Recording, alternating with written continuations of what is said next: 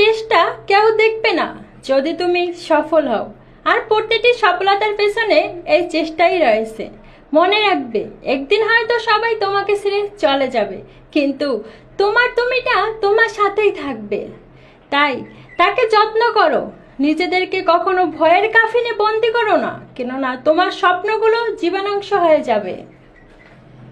শুরু করার আগেই ব্যর্থ হবার ভয় আসলে ব্যর্থতার সম্ভাবনাকেই বাড়িয়ে দেয়। পৃথিবীর বেশিরভাগই মানুষ একটা মারাত্মক রোগে আক্রান্ত, সেটাই হলো অজুহাত। আর এই রোগের থেকে পরিত্রাণ পাওয়ার চেষ্টা নাম সাফল্যের সিঁড়ি।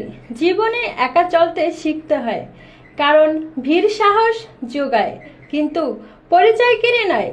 তোমায় শক্তিশালী হতে হবে এই কারণে নয় যে তুমি কারোর ওপর চাপ সৃষ্টি করতে পারো, বরং এই জন্য যাতে তোমার উপর কেউ চাপ সৃষ্টি করতে না পারে, তোমাকে দাবিয়ে না রাখতে পারে।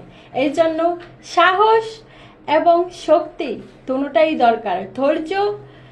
ধৈর্য করলে জীবনে সফলতা পাওয়া যায়, ঠিক তেমনি সাহস মানুষকে শক্তি যোগায়।